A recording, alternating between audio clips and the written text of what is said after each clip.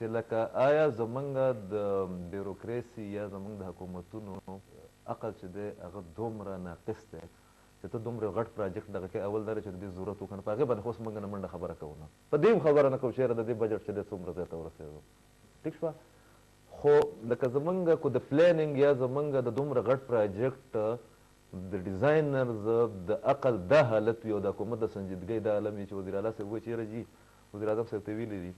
چې یاره جي ما ته څه شي له غوسې کېده خو چې دی پرویز خټک صاحب وزیر دفاع صاحب کړی دی زه خو اوس راغلی ما ته خو ځان په مرۍ کې چې دی دا شی پرېوتی دی که نه نو دا څه وکیل خان داسې کار دی هره یوه منصوبه چې جوړېږي نو د هغې یو پراپر پلانینګ کېږي د هغې دغه کېږي پي سي 1 جوړېږي پي سي 2 جوړېږي زه ایم نوټ ټیکنیکل پرسن خو خبره دا ده چې هېڅ دغه نه شوې ګورې د پېښور شاهي کټه مولانا صاحب خالد خان ناست دي د پېښور شاهي کټه خو یو تاریخي څیز دی چې هغه هر ته پته ولګېده نو چې کله شاهي کټه هټ کوله نو دوی هغوی وایي چې یاره داسې کار دی جي چې دا سروې خو مونږ په سیټلایټ کړې وه مونږ ته پته نه وه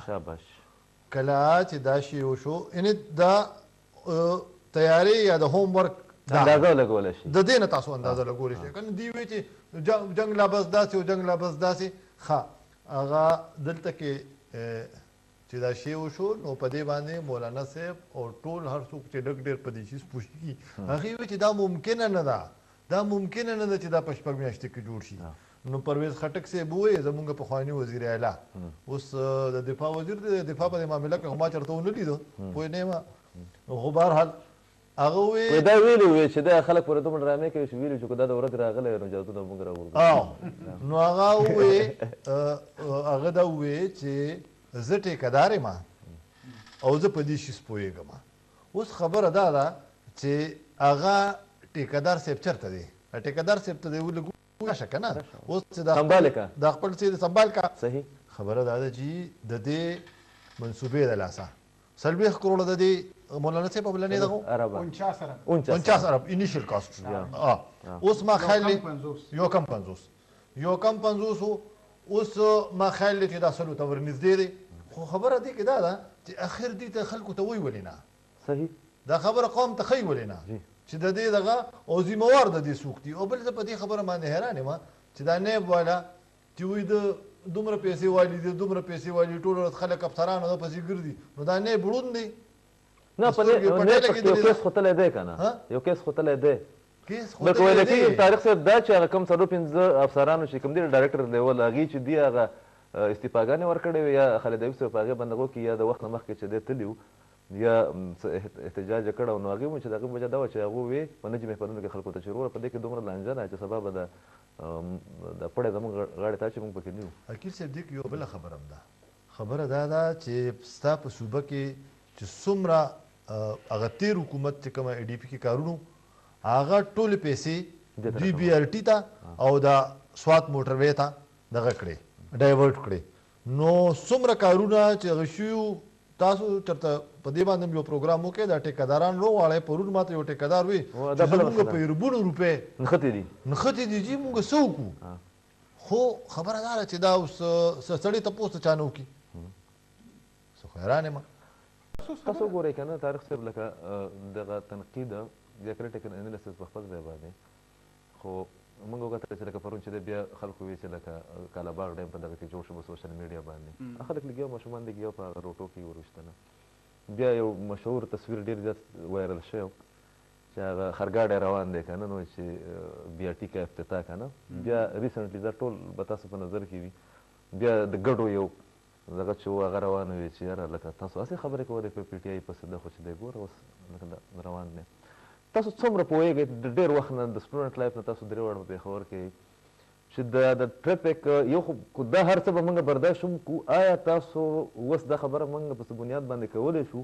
چې د دې سره چې د پېښور د ټریفک کوم مسله ده هغه به هم حل شي او که نه ما ته خو داسې ښکاري چې د ټریفک مسله خو هم نه حل کېږي خبره دا ده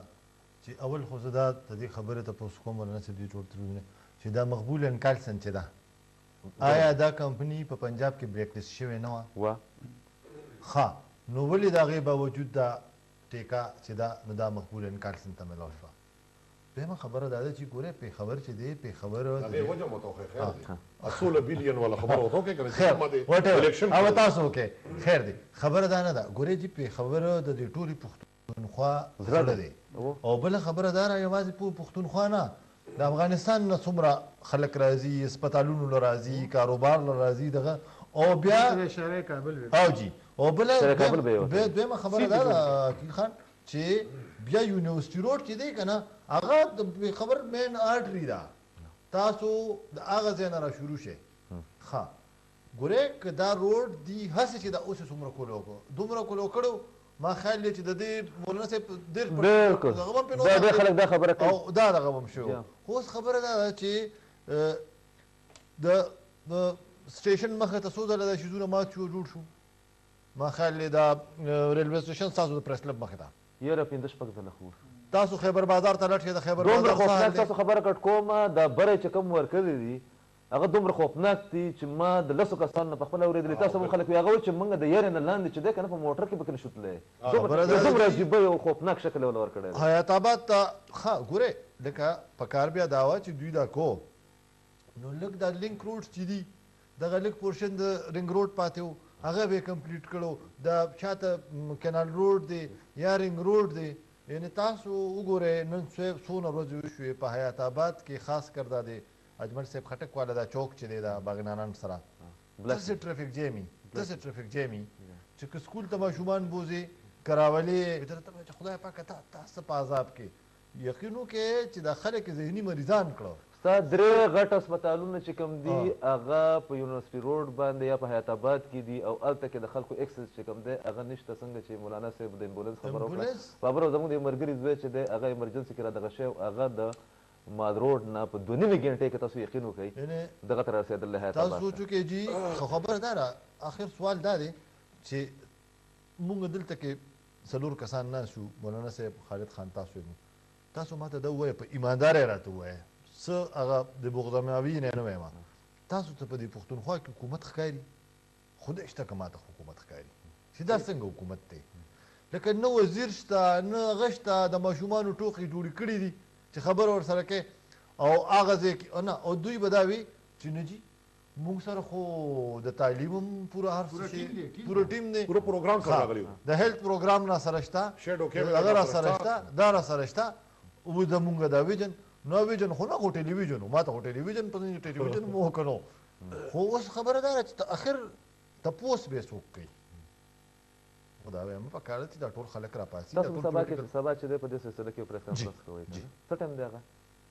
غرمې نه پس خامخا پولیټیکل پوینټ آف ویو راکوئ چې دا پرون چې کوم میټینګ شوی دی په هغې کې دا خبره کړې چې وزیر اعلی صاحب ته یې ویلي دي وزیر اعظم صاحب چې یو بتره د بي آر ټي چې کوم دی د دې خپله نګراني وکړه بل چې دي د پاټا مرجر چې کوم اقدامات دي هغه وکړي هغه پاټا والا ایشوز کې یا کوم مسله چې کوم ده د هغې د حل تاسو ته عملي اقدامات چې کوم دي یا سنجیدګي چې ده په نظر باندې ښکاري حقیق صاحب داسې کار دی چې د 18 ترمیم نه وروستو او بیا کله چې د فاټا مرجر وشو پخوانی فاټا اوس خو فاټا نشته که نه نو د ګورنر هر قسم له رول ختم شو اوس تاسو ما ته دا ووایئ چې ګورنر حالانکې پېښور های کورټ ورته یو 2 ځله سنب هم کو د ګورنر په کم حیثیت کې دا رول جوړیږي چې ګورنر صاحب وایي چې زه به مشاورتي کمیټې په آئین کې څه دوی ته خپل ایډوکیټ جنرال ووایي چې ګورئ دا تاسو چې کوم کار کوئ دا د سپریم کورټ د هغې فیصلې خلاف ورزي کوئ داسې مه کوئ ګورنر صاحب خواهش دا دی چې نه پخوا چې څنګه ګورنرانو افتخار حسین شاه و یا جنرال فضل یک و نو ولې زه نه یم آی جي دغه ګورئ آی جي ورته دا وایي دوی اوس څه کوي چې نه په بجای دی چې مونږ ډي سی اوز ولګوه مونږ به جي کمانډنټ لکه په ملکنډ کې چې د ملکنډ لیوي کمانډنټ بھائی د یو شیز په آئین کې گنجایش نشته لکه هلته کې به سره فریم ورک یا دغه چې دغه نشته ګورئ جي د دې صوبې چیف ایگزیکټیو چې دی انکلوډینګ دی مرج ډسټرکټ چې کومه ډسټرکټ کې مرج شو هغه وزیر اعلی دی نو گورنر په کم حیثیت کې خلک دغه او وزیر اعلی نه وې